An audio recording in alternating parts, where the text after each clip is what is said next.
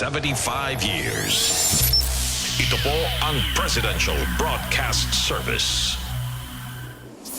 Pakinggan, panoorin, agaran in real time, o balikan sa pag-scroll up and down. Mga balitang dapat malaman, impormasyong tunay at napakikinabangan. Saan ka man, sa buong kapuluan. Mababangon sa bagong sigla. Kababayan, kasama ang social media. Powered broadcaster ng bagong mamamayan. Tapat sa pag-uulat. Ito po ang Presidential Broadcast Service sa Metro Manila. Radyo Pilipinas 1, 738 AM.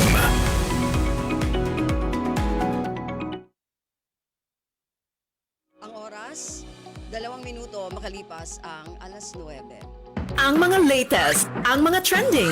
Ano na ba ang mga happenings? Usap-usapan. Siksik sa kwentuhang magaan at masiglang talakayan ng mga paksang siguradong inyong kawiwilihan. Bawat usapin, makabuluhan. Kaya people of all ages, kasali kayo sa Usap-usapan. Kasama si Ven Blones sa Radyo Pilipinas 738 AM at Radyo Pilipinas World Service.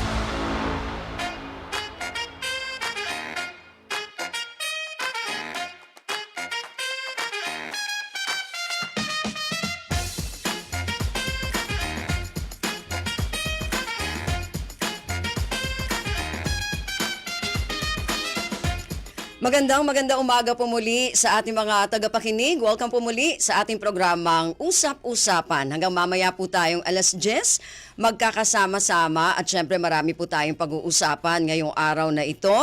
At makakasama po ninyo ako, Ven Blones, sa atin pa ring himpilang Radyo Pilipinas 1, 738 kHz sa inyong mga radyo. At syempre, napapanood din po tayo sa ating FB page, RP1 ng live.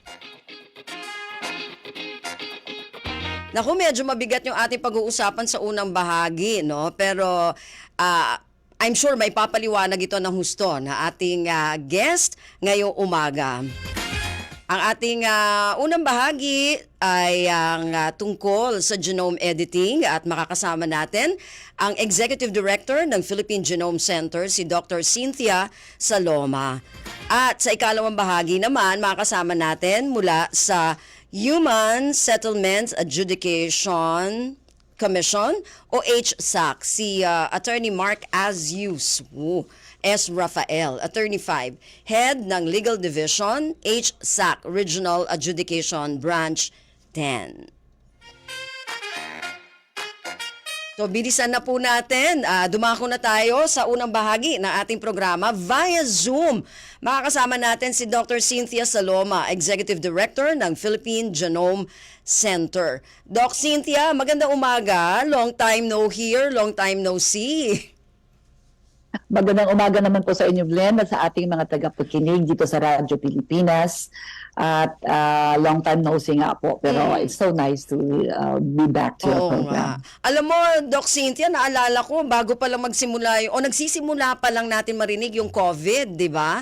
Nung una ka naming makausap. Nakapanayaman mo? Oo, sa ating programa. Pero ito naman ngayon, Doc Cynthia, naku, marami na kasi tayong naririnig. Ano? I think mga early 2000 pa, may mga naglalabasan na. No? I-correct mo ako, Doc Cynthia, kung tama. Kasi parang mga early 2000, marami na tayo nitong naririnig tungkol dito sa genome editing. Pero kasi may mga nakikinig sa atin na yon na gusto rin nating maipaabot. Ano? Yung iba kasi hindi sila aware at hindi nila ito masyadong naiintindihan. Kaya pwede ba nating i-explain ito in layman's term, no? Doon sa mga iba nating kababayan na gusto ring malaman itong ganito. So, ang genome editing, feeling ko, Doc Cynthia, bago kita kausapin kaagad, ano, yung genome editing, doon sa mga nakikinig sa atin, ewan ko kung tama yung aking magiging analogy. Kumbaga, kung meron kayong video, na original video, tapos hindi nyo gusto dahil parang gusto nyo mas ma-perfect pa ito sa pananaw ninyo, kailangan nyo itong i-edit. So, nagkakaroon tayo ng video editing para talagang ma-perfect natin itong original video natin. So, parang ganito rin ba, Doc Cynthia, kung pagbabasihan natin ang tungkol sa genome editing? Alam mo Ben, may mga eksperto talaga tayo sa Pilipinas na yung kanilang mode of expertise is genome editing. We could have asked also a colleague of mine at the National Institute of Molecular Biology and Biotechnology. Si Dr. Priya Bagabasmad po is the head of our genome editing laboratory. But in broad strokes po, genome editing is as you said, if you have a DNA sequence or an RNA sequence, pwede po siyang i-change o i-edit yung mga nagkakamaling mga litra doon sa material na yun, sa DNA. So that essentially you're editing the genetic code, no? So yun pong ibig sabihin ng genome editing. Okay. It's a very new application. In fact, yung mga early parts na maraming versions, pero eventually, of course, the real promise is if it can be done in vivo. Ibig sabihin, iba, pwede naman tayong mag-experiment in vitro sa mga seeds at saka sa mga dishes ng cells. Pwede naman gagawin yun. Pero of course, the challenge is if you can do it in vivo. Human genes. Hello? Opo. Can you hear me? Yes, opo. Okay, so ito po yung genome editing ngayon, it's one of the most promising and at the same time very controversial siya because of the possibility na we can change and we can edit and we can correct itong mga genetic changes o mga genetic mutations. But at the same time, meron naman ding concerns, Ben, kasi the possibility na baka may mga unintended consequences. That's why the research establishment is doing this in a manner that is very, very prudent, and we have to do this very, very carefully. Kasi ayaw natin na may mga random changes na hindi makontrol at saka may mga unintended consequences nga. Kaya itong mga genome editing na sinasabi natin, many of these are still, of course, in the research phase, no? So hindi pa masyadong full blast na ginawa kasi the safety is always a big concern. So essentially, yung tama yung sinabi mo kanina, Ben, kung may mga errors in the sequence of the DNA or of the RNA, pwede siyang i-edit, no? Yun ang sinasabi natin, yung editing. Pero Doc Cynthia, ito, paano ba nagkakaroon ng, hindi ba talaga yung ating genes o yung ating DNA, hindi ba talaga siya perfect? May mga imperfections ba talaga simula nang magkaroon ng humans? Opo, marami. At saka, just because na mayroon tayong sinasabing mutations, it doesn't mean na it is always deleterious. Diba? Kasi palaging sinasabi natin, mutant, parang mayroon siyang connotation na negative, but not necessarily so. In fact, mutation is the one that drives evolution. No? The reason that we are able to, so it's mutation driving evolution. So the reason that we are able, for example, to adjust to changes in the environment and to stresses is because we mutate and then we evolve. So it's a real, in the natural world, it's a trial and error thing. And the one that has the most advantageous mutations are the ones who survive. And those na may mga deleterious mutations, yun na sila yung na-fall on the wayside. Kaya pag sinabi natin mutation, hindi lahat niyan masama kasi marami namang positive mutations. And it is the one that drives us to evolve and to adjust sa mga challenges ng ating environment.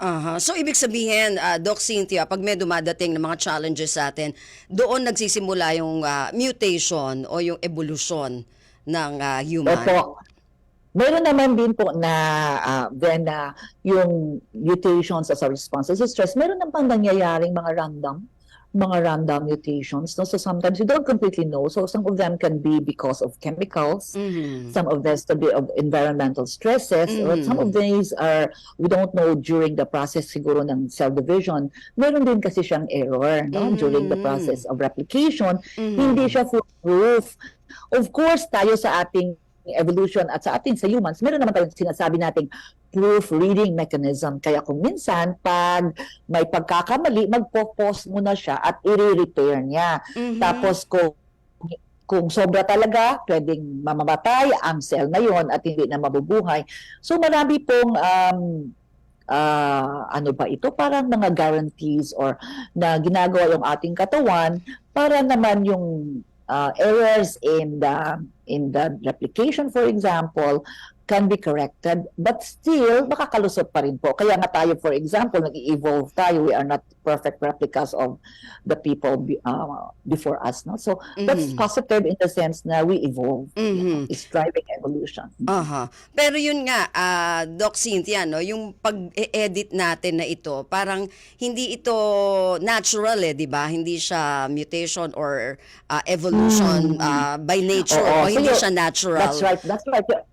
Itong mayroon naman na talaga tayong natural editing na nangyayari without any intervention Yes. sa atin, may nangyayari. Pero ngayon yung sinasabi mong genome editing na ito, yung natutunan natin doon sa natural things, yung mga natural ways of editing, ginagamit yung technology at ang natutunan na yun para gagawin siyang intentional. So essentially, ano ba ang so essentially kung ano yung natural process na siguro sa pagkatagal-tagal ginagawa siya, sino-shortcut siya. Paano natin nalaman itong mga techniques na ito is they actually occur in the real world. Except that pinagkumpul-kumpul sila at ginawang for targeted changes na. Speaking of changes, Doc Cynthia, kasi parang ito, inisip ito ng mga siyentista sa buong mundo, itong genome editing na ito para mawala yung sinasabi nila o ma-eradicate o maging okay o ma-eradicate itong mga degenerative disorders ng isang tao sa pamagitan nga nitong pagbabago itong ng genome sequencing. So, paano to mangyayari, Doc Cynthia? So, marami po tayong paraan for genome editing, no? So, then pag sinabi nating editing and of course changes, pwede kasi siyang heritable, pwede rin siyang non-heritable. Ibig sabihin, somatic lang. So yung mga somatic changes, yung pasyente, yung individual, pwede ma-change sa kanya at ma-edit. Pero it does not mean na ipapass on niya yon sa next generation. No? Kasi you can only pass it on to the next generation unless you do germline gene editing. So, sinabi natin germline, so syempre, cell and sperm cell. So, marami po Vienna ethics, ethical considerations bago ka pumunta doon sa germline gene editing. So, most of the time, itong sinasabi nating gene editing, ito yung somatic, yung sa affected individual para naman ma-alleviate, for example, yung kanyang symptoms o di kaya yung hindi siya ma-infect ng kung ano-ano o hindi siya lumabas yung ganitong mga deleterious phenotypes, for example, or diseases. Pwede siyang ma-gene editing at the somatic level. Pwede naman yon. Pero iba pa yan yung germline kasi we are very, very careful about this aspect of germline editing kasi it will be inherited from generation to generation. Kaya that is where we draw the line in many of our researches. So, Doc Cynthia, ito nga yung ginagawa, ito yung pinag-iisipan, actually hindi naman ginagawa, pero ito yung pinag-iisipan nga nila, yung germline editing na ito na, paano ba yon? Kasi doon sa nabasa ko, parang ginagawa ito dun sa embryo? Paano ba yon? Exactly. So, okay, to clarify, di ba, meron tayong somatic lang. Yung mga affected cells lang na nagpalibot sa ating mga tissues, yun ang i-correct natin para hindi sila magkasakit, for example. Yes. That's one, that's somatic, hindi siya heritable. Okay. Yung germline naman na sinasabi natin, which is really fraught with a lot of ethical issues, is yung sa embryo. Kasi you can only do germline if you're going to do it with the egg cell, sperm cell, as well as in the embryo para lumaki. I think that is where it is the most promising then. It is the most promising kasi you can essentially edit the deleterious mutations there. But on the other hand, of course, it is also fraught with a lot of ethical issues, di ba? Kasi yung inedit mo na embryo, hindi naman niya siya makasay yes or no, di ba? May gano'n. Pero meron naman iba then technique pa to go around it. Ibig sabihin, so, okay, just to clarify, so somatic changes and we can also have germline changes. But pag sinabi natin germline, it has to be done in the embryo and it can be inherited from generation to generation. Then there is also the So, ibig sabihin nun, Doc Cynthia, where, the embryo is being changed na wala naman siyang it cannot say no, di ba? So, there's also another way around it. I don't know whether this has been done, but this is also part of the discussion is pag nasa tama na siyang edad, for example, pwede niyang sasabihin gusto niya ba i-on yun o i-off. Pwede naman kasi din sa engineering na yung mutation sa kanya na changes, pwede namang i-induce niya o hindi depending on certain factors. So for example, kasi di ba this is the way around the ethics possibilities for germline is if you want to see na may free will ang isang individual, and I'm talking about humans na ito but of course germline mutations and of course genome editing is being explored now for our mga domestic animals at saka sa mga fish natin, mga shrimp natin. Saka mga plants din, ano? Yung mga genetically now, modified. Humans naman, this also, as I mentioned, a lot of ethical considerations is, meron naman na pwedeng, ibig sabihin, inducible siya. Ibig sabihin, ginawa yung germline editing na yan, pero nakaabang lang. Tapos, kung ang isang tao gusto niyang i-activate yun sa kanya, then meron siyang kakaining hormone or material na pwedeng mag-on yon or off. So, meron namang ibang aspects ng genetic engineering where that can be done, which is inducible, and it will depend daw if the person is of age na pwede niyang gawin. I'm talking about this then in a very theoretical fashion kasi that can be explored also. So, yun po. So parang on and off pala yan? May switching din pala yung Oo, germline kasi editing na yan? we can engineer kasi then, for example lang, iba-iba kasing promoters na mga bagay-bagay, no? So we can actually we can engineer something na maging on and off depending on the use of inducible promoters. So for example, ang inducible promoter na ito nagre-respond sa certain hormones. Bigyan mo siya ng hormone, mag-on siya. Meron namang mga certain chemicals like metals, for example, or zinc or something na ibigay mo sa kanya. Itong promoters niya mag-respond, and then that is able to make the necessary changes. So that is a way where you can engineer something na yung tao may choice kasi pwede niyang i-on or off. That is if you are going to go around the issue of yung choice, yung choice ng individual. Pero sa mga but of course, it's a very sophisticated way of doing this. But that's not only true for germline editing, but for other ano ba ito, mga issues even sa transgenics, no? Ginagawa natin yan. So, pero sa animals at saka sa plants, those are very, very explored right now because of the promise of better production, tapos yung protection against infection, di ba? Ginagawa yan ngayon sa maraming laboratories around the world. Kasi may mga nagtatry na nito, no? Yung mga germline editing na yan. In fact, may nabasa tayo na isang Chinese scientist yata, no? Pero naban na siya sa China, no? Na That was one. Yeah. Yung very bantog talaga yun, very bantog yun din. Yung isa natin Chinese scientist na naggumawa siya ng germline editing, of course, in human embryos, na ginamit na parang hindi sila ma-infect ng HIV. You remember? It became such a big news years ago. Oo. So, yun, I think that the scientist was imprisoned by the Chinese government kasi hindi siya nagkaroon ng tamang ethical approval, and the discussion was still ongoing on germline gene editing. So, but the person said that mga 5 o 6 yata siyang mga pasyente na edit niya essentially parang inedit na yung receptor na hindi siya ma-infect ng HIV, yung mga bata. So ano nangyari doon sa 5, Doc Cynthia? Alam mo, wala talaga tayong follow-up. Seems to be, wala rin siyang news. But mukhang hindi na siya nakalabas na siya sa prison. And I think that scientist is is out. We have no idea about, no progress at all about the offshoot. Kasi, tingnan mo din, kung ang isang lugar, hindi naman talaga siya endemic yung HIV, parang walang positive, no? Walang positive na walang basihan. Necessary risk na HIV ang receptor na kanyang gene edit.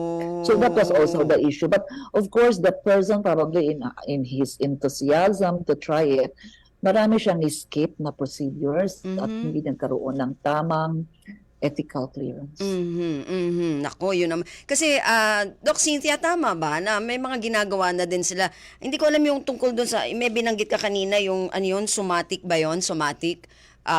Opo. Oo, parang editing. Editing. Ito ba yung ginagamit, for example, ngayon, kasi di ba may mga sakit tayo na gusto nating Yes. maiwasan, like for example, yung cancer o yung iba pa mga degenerative disease. Ito ba ginagamit na rin natin ngayon?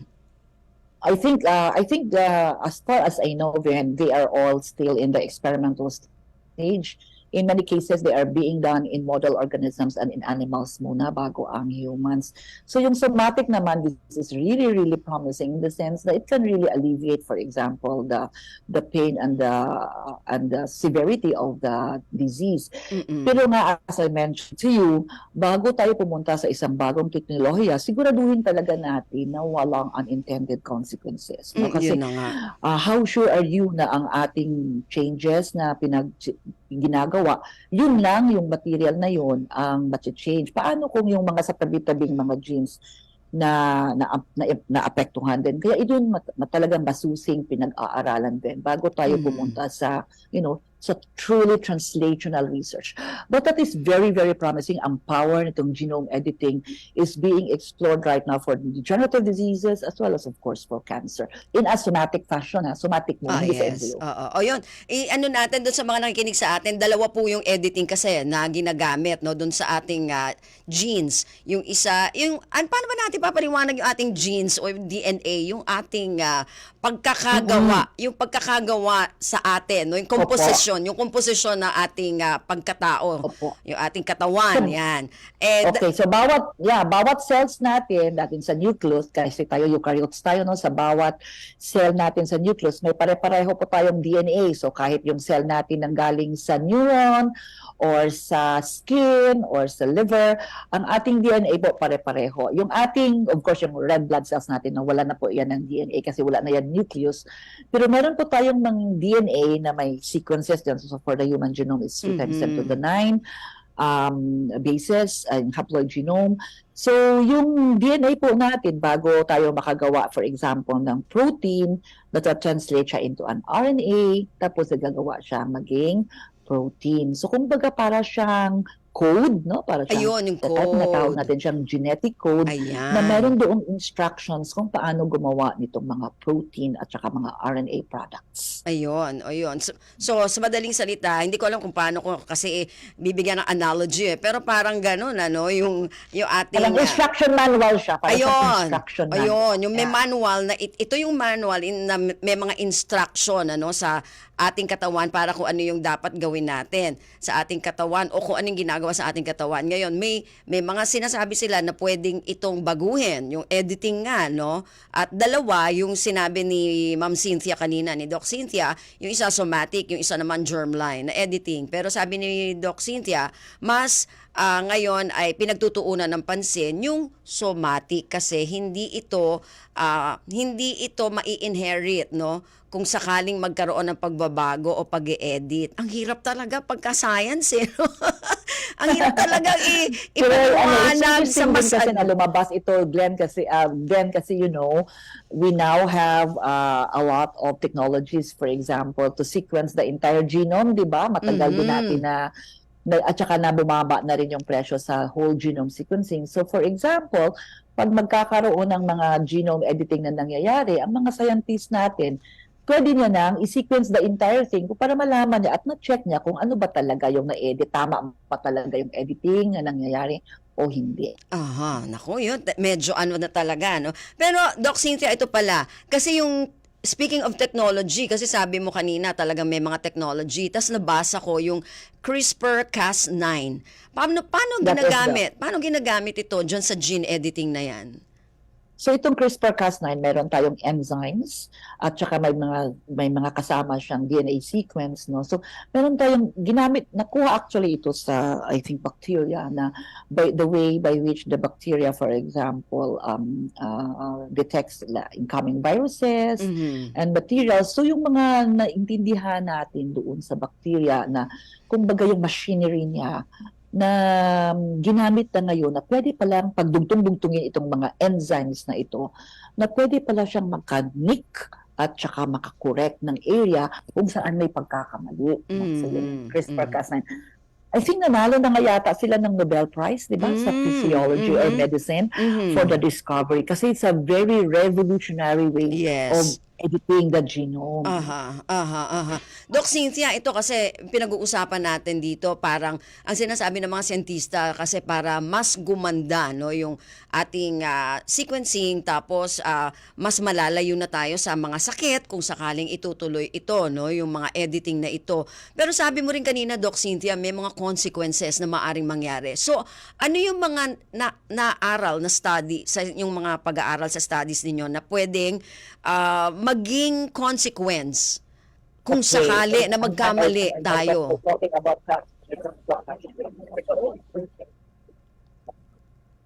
Let's say meron kang sequence, let's say sa photo-oncogene, no? Cancer, na gusto mo siyang i-change. During the process of genome editing, Ayan, ako, teka. random. Ayan.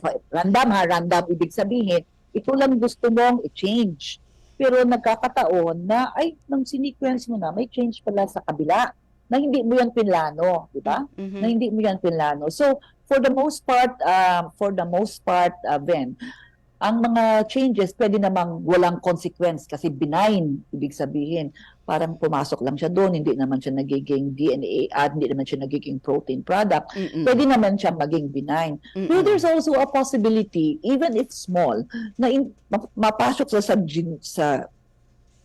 isang gene na importante. So pag nagpasok na siya doon, di mag-iba na yung sequence, pwede na hindi na siya ma-produce o pwede naman na ang Okay. Uy, ba't ganon? Ha? Nagkakaroon ng problema? Teka lang. Maganda yung paliwanag eh. Okay. sinasabi natin unintended consequences. Okay. Doc, Cynthia, pakiulit nga kasi medyo nag-freeze ka kanina eh. Ay, okay. Ulitin ko. Oo. So, di ba, mahaba naman yung ating gene. Tapos, there's a particular region where we want it changed or edited kasi may mali doon. So, when we do it, we can use this CRISPR-Cas9 system by which it can insert something, nick and cut, and then edit. Okay. So, very good yan. Pwede nating matest yung region na yun. Ay, na-edit siya. Pwede na siya. Pero there is also the possibility na may ibang lugar na random ang insertions. Ibig sabihin, at nangyayari talaga yan, Ben, no? Na particularly in this early technology ng CRISPR-Cas9 na pumapasok na may ibang lugar na mayroon siyang pumasok na sequence na hindi natin pinlano kung hindi natin target.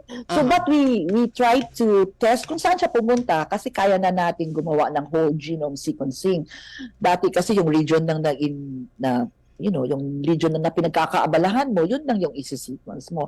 Pero ngayon, kaya na natin i-sequence the entire thing and saan pa ba pumasok siya o hindi? Is it a region na wala naman masyadong consequence o meron? So, yun din, bago mo siya ilabas, itong na-engineer mo na something, siguraduhin mo na yung iyong mga changes doon lang sa iyong napiling change, napiling lugar. At kung meron mang insertion sa ibang lugar, it is inconsequential, kumbaga, walang masyadong benign, walang masyado, effect, for example, sa another gene product. Okay.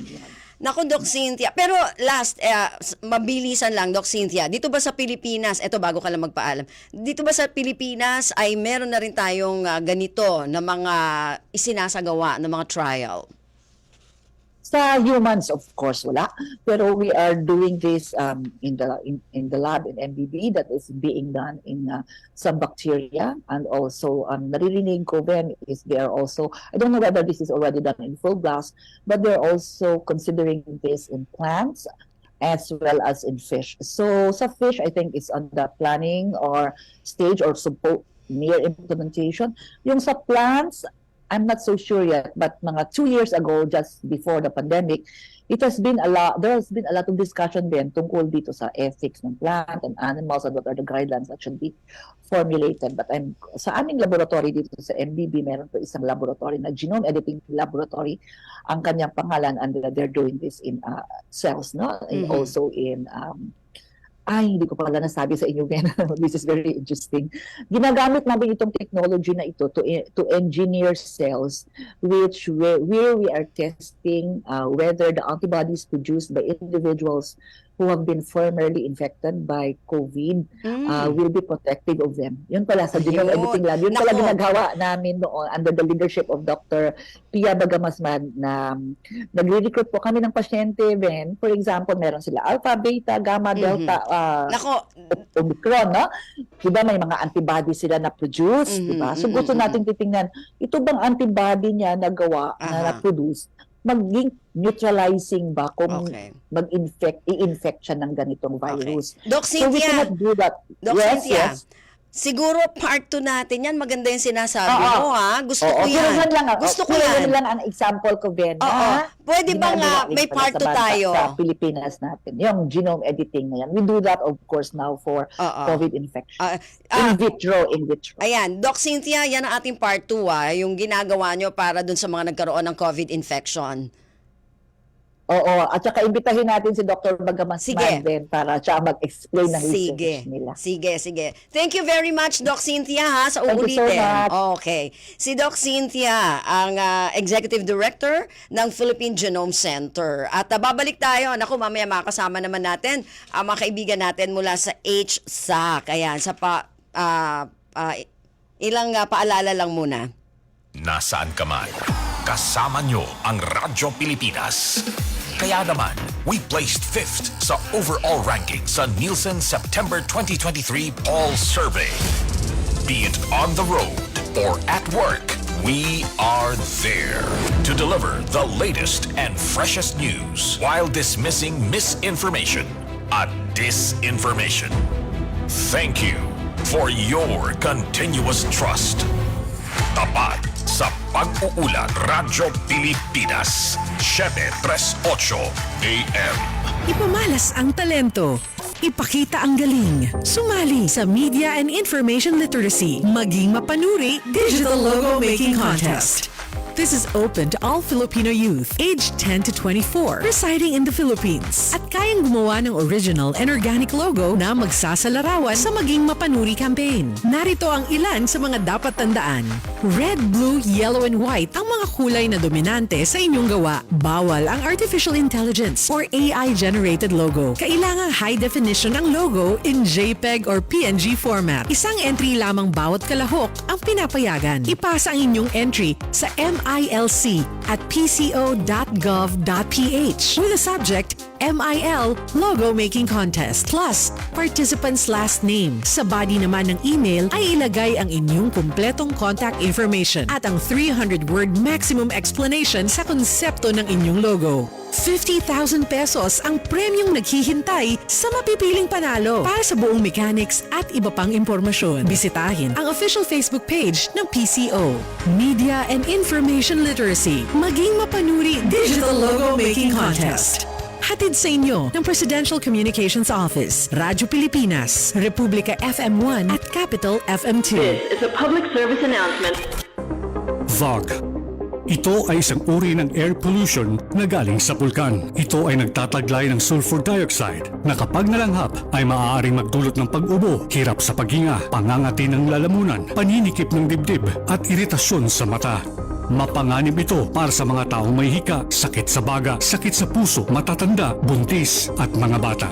Anong mga dapat gawin kapag may VOG? Iwasan ang outdoor activities. Kung kinakailangan lumabas ng bahay, magsuot ng N95 face mask.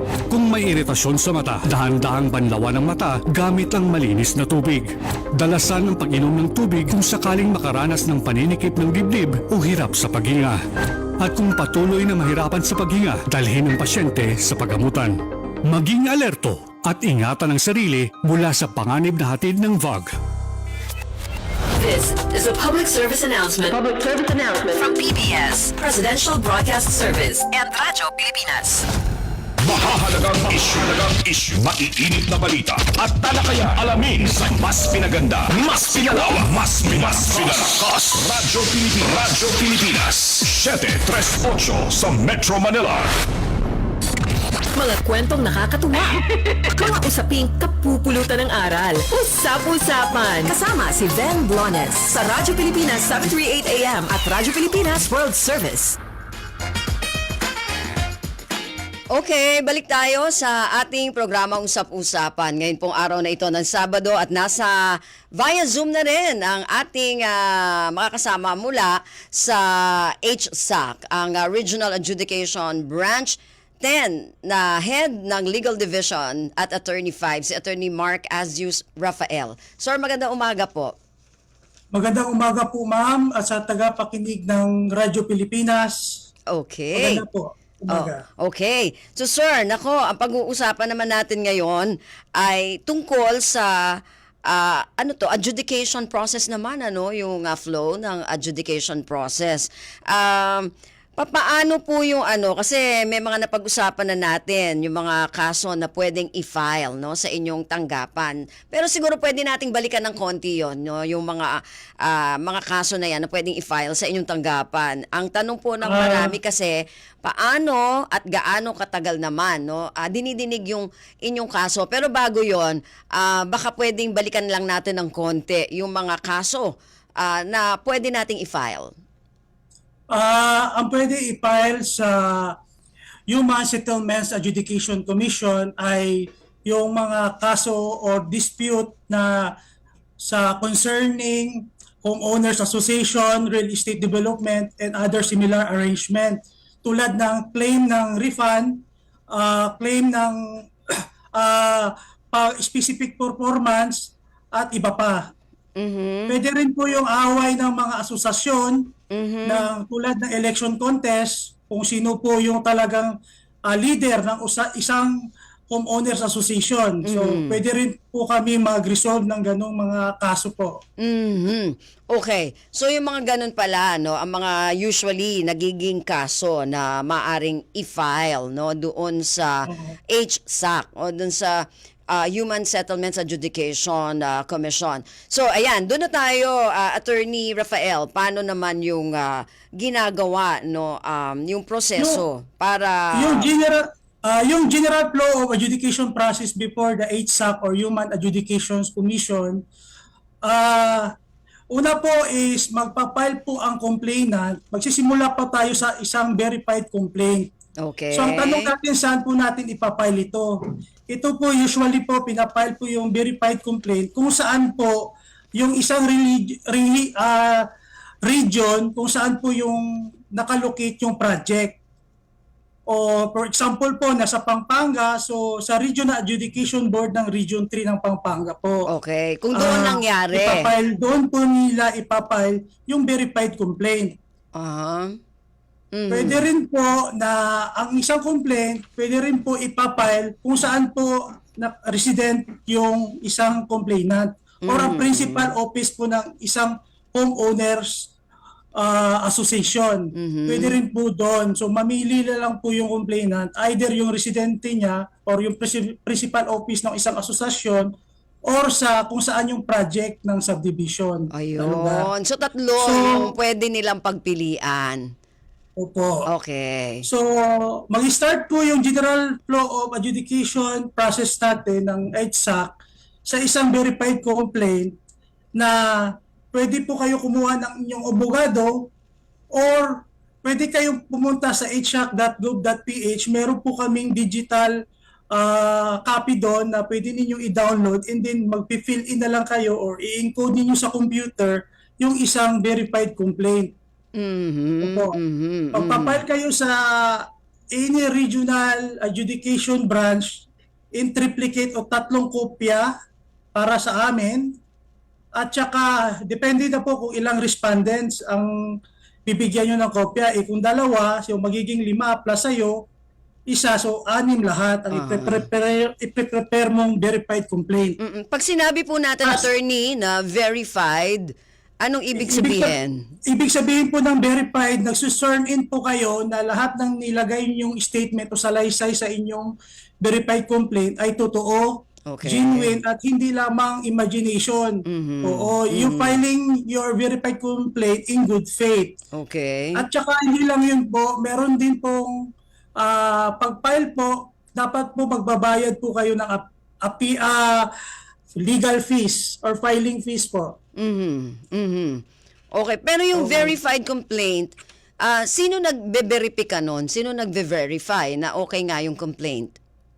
Yung abogado po nila, nag-swear in po sila sa abogado okay, nila o okay. sino pang So, dahil notary nag-swearing in public ka na nga, oo. Nag-swear sila na totoo yung nalagay Yes. lahat doon So, at siya po ang nag-cause ng preparation Okay. ng complaint. Lahat po doon ay totoo. Walang Okay. walang speculation lang po. Okay. So, mga ano yan? Parang notarized, ganyan. Opo. Okay. Pagkatapos po, magbabayad po sila ng legal fees and then yung adjudicator po mabibigyan ng 10 araw pagkatapos niya ma-receive yung case docket para mag-issue po siya ng summons.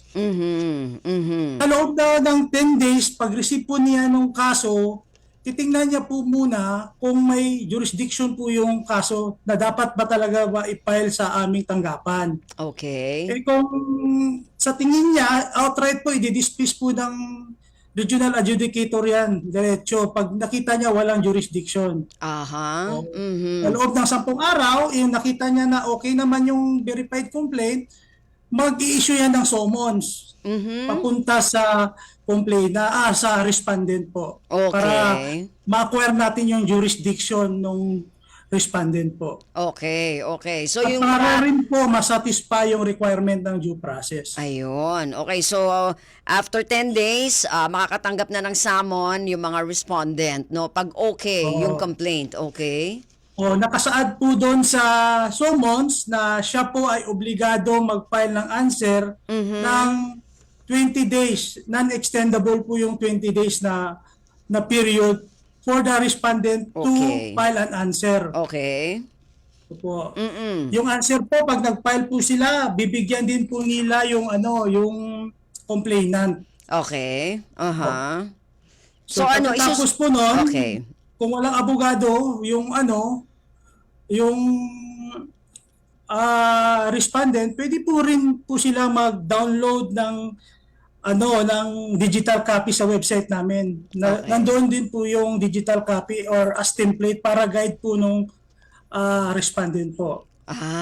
Okay. So pwede silang mag-download ng Meron parang din po yung, form, sabi no? ko kanina, merong complaint na digital copy doon sa hsac.gov.ph. Meron din pong answer doon na para po guide ng respondent po. Okay. So parang form din yun na pwede rin nilang Yes, gamitin. magpipill in na lang po siya doon. Okay. Mas madali yun, yung magpi-fill up ka na lang, magpi-fill in ka na lang, no?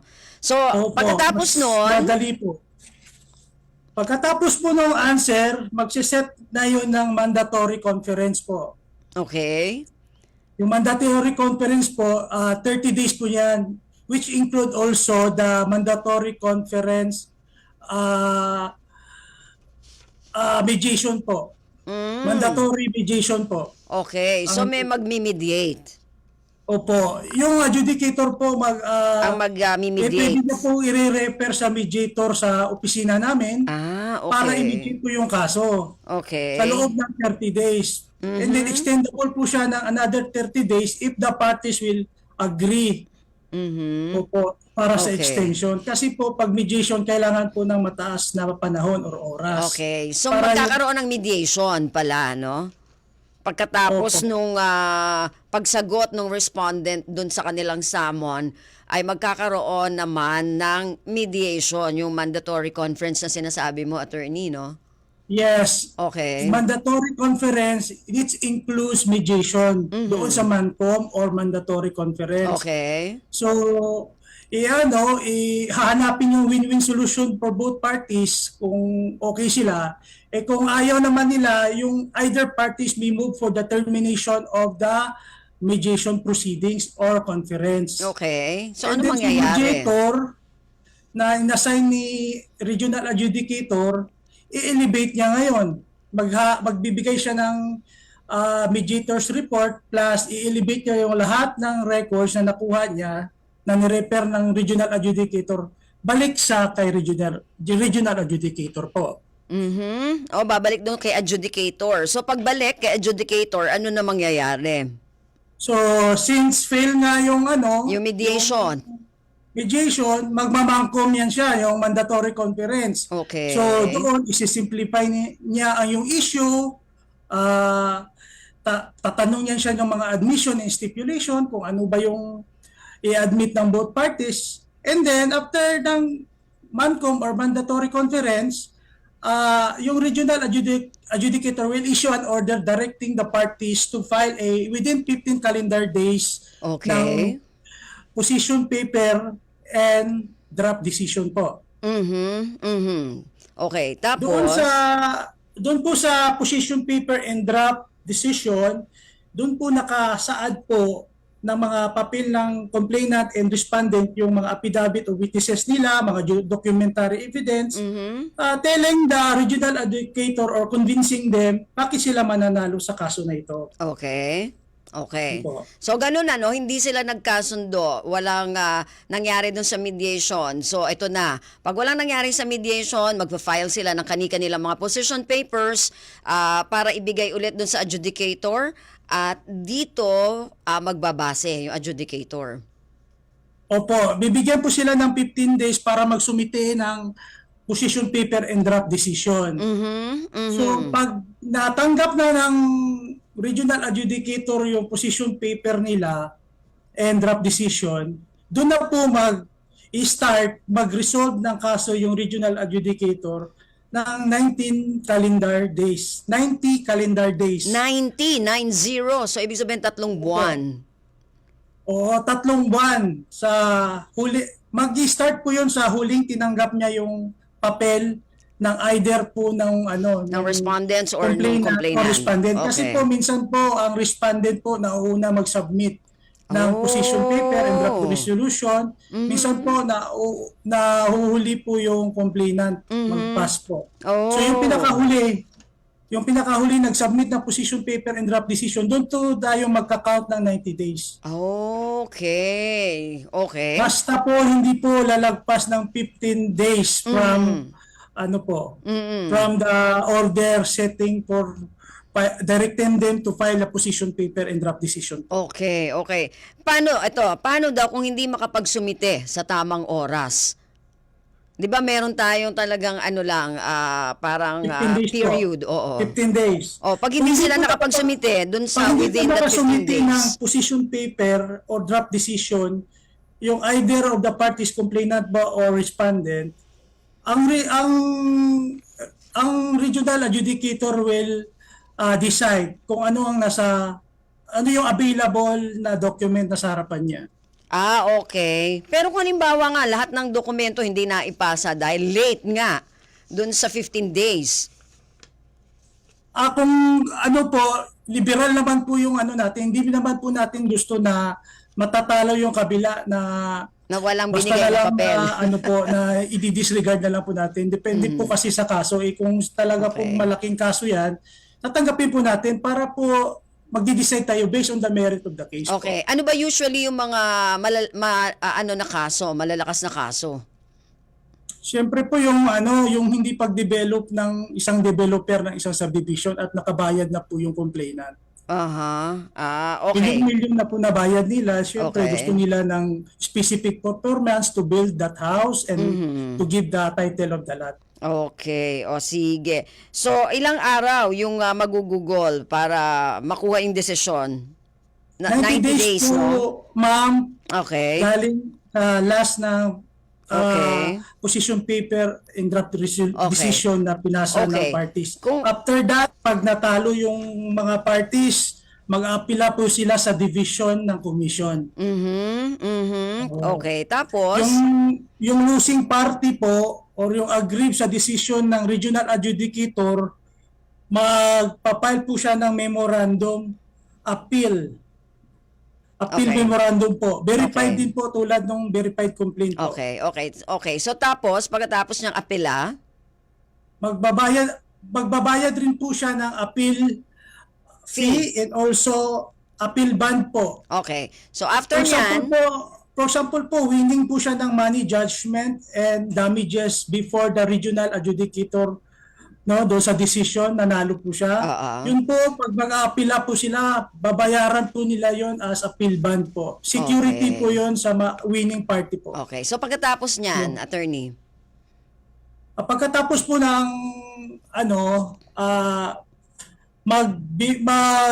merong 10 days para sa sa respondent para mag-file ng counter memorandum po. Okay. So after nun, sige, sunod-sunurin na natin, attorney, kasi kukulangin na naman Okay. tayo sa oras. Okay po. At pagkatapos po doon, nag-appeal siya sa appeal sa commission in division, sitting in division. Magdi-decide po sila na magre-resolve po sila ng 120 days. Magre-resolve po sila ng 120 days from the date na nakapasa na po nung huling papel. Yun po yung counter memorandum ng respondent. And then, pag nag-decide, pag losing pag naka-decide na sila, pag gusto pa rin mag-appeal ng losing party, papile po sila ng motion for reconsideration. Minsan nyo lang yung gagawin po, yung motion for reconsideration, and then yung commission sitting in bank. So 5 commissioner na po mag-examine ng decision nila if they will reconsider it. And then kung talo pa rin po si losing party, pupunta na po siya sa CA po. Court of Pupunta Appeals. po tayo. Sa Court of Appeals. Opo. Ayun. So ang rules doon, yung rules of court, hindi na po yung HSAP Okay. na rules of procedure namin. Okay. So after pala niyan, kung yung sa resolution na nung mag-aapela na sila dun sa Court of Appeals. Opo. Okay, So, okay. yan po yung general Aha. adjudication process ng HSAP po. Ayun. So yun pala yung flow, Yes okay. po. Anyway. Meron din po kami special cases na talagang napaka-iksi ng period to decide and to file the case. Ito po yung election contest. Okay. Opo. Okay. Special po to kasi maiiksi yung period to file and to decide. Nako. Okay. Nako, so attorney, malinaw na para dun sa mga gustong ng kanilang mga kaso dyan sa HSAC. So, sir, Opo. bago tayo magpaalam, baka may gusto ka pang sabihin. Yes po, the Filipinos can rely on the HSAC of Human Dedication Commission for a fair, accessible, and fast resolution of cases related to homeowners association and real estate development po. Okay. Attorney, maraming salamat po mula dyan sa HSAC. Maraming salamat po. Thank you po. Okay, si Attorney Mark Azius Rafael, ayon, mula sa HSAC. Maraming salamat sa ating mga naging panauhin. Ngayong araw na ito, kulang na naman tayo sa oras. Maraming salamat sa mga nakasama natin sa ating technical side, kay Rolly Bumatayo at kay Joy Timidan, sa production side, kay Bea Gaza de Guzman at kay Erwin Peñano. Maraming salamat po. Antabayanan ng kalipunan ng mga balita sa inyo sa ilang sandali. Ako po si Ven Blones. Magandang umaga. We know you're all